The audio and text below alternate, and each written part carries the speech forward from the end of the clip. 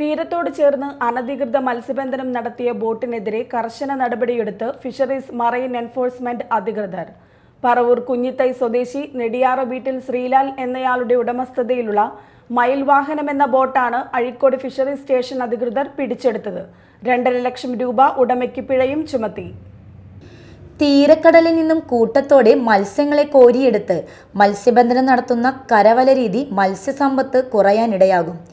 ഇതിലൂടെ പരമ്പരാഗത മത്സ്യത്തൊഴിലാളിക്ക് മത്സ്യലഭ്യത കുറയും എന്ന് കാണിച്ച് പരമ്പരാഗത മത്സ്യത്തൊഴിലാളികൾ നൽകിയ പരാതിയിൽ Azhikode fisheries station assistant director പോളിന്റെ നേതൃത്വത്തിൽ രൂപീകരിച്ച പ്രത്യേക അന്വേഷണ സംഘം തീരക്കടലിൽ നടത്തിയ പരിശോധനയിൽ അനധികൃത മത്സ്യബന്ധനം നടത്തി വന്ന എറണാകുളം ജില്ലയിൽ നോർത്ത് പറവൂർ കുഞ്ഞിത്തൈ സ്വദേശി നെടിയറ വീട്ടിൽ ശ്രീലാൽ എന്നയാളുടെ ഉടമസ്ഥതയിലുള്ള മയിൽ വാഹനം എന്ന ബോട്ടാണ് അഴീക്കോട് ഫിഷറീസ് സ്റ്റേഷൻ അധികൃതർ പിടിച്ചെടുത്തത്.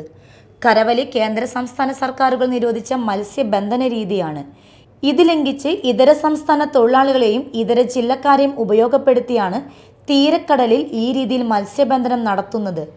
പരിശോധനയും നടപടികളും കർശനമാക്കാൻ തൃശൂർ ജില്ലാ ഫിഷറീസ് ഡെപ്യൂട്ടി ഡയറക്ടർ പ്രത്യേക നിർദ്ദേശം നൽകിയിരുന്നു. തൃശൂർ ജില്ലയുടെ തെക്കേ അതിർത്തിയായ അഴീക്കോട് മുതൽ വടക്കേ അതിർത്തിയായ കാപ്രിക്കാട് വരെയുള്ള കടൽ തീരത്തും ആഴക്കടലിലും നിരീക്ഷണം ശക്തമാക്കി വരവെയാണ് മുനമ്പം ഭാഗത്തു നിന്ന് വന്ന ബോട്ട് പിടിയിലായത്. കേരള സമുദ്ര മത്സ്യബന്ധന നിയന്ത്രണ നിയമം 1980 പ്രകാരം കേസെടുത്ത് തൃശൂർ ഫിഷറീസ് ഡെപ്യൂട്ടി ഡയറക്ടർക്ക് റിപ്പോർട്ട് ചെയ്തു. നിയമ നടപടികൾ പൂർത്തിയാക്കി അനധികൃത മത്സ്യബന്ധനം നടത്തിയതിന് 2,50,000 രൂപ സർക്കാരിലേക്ക് പിഴ ഈടാക്കി. പ്രത്യേക പരിശോധന സംഘത്തിൽ fisheries assistant director MF Paul, FEO Ashwin Raj, AFEO Samna Gopan, marine enforcement and vigilance wing ഓഫീസർമാരായ Prashanth Kumar VN, Shaibu VM, Shinil Kumar ER എന്നിവർ നേതൃത്വം നൽകി.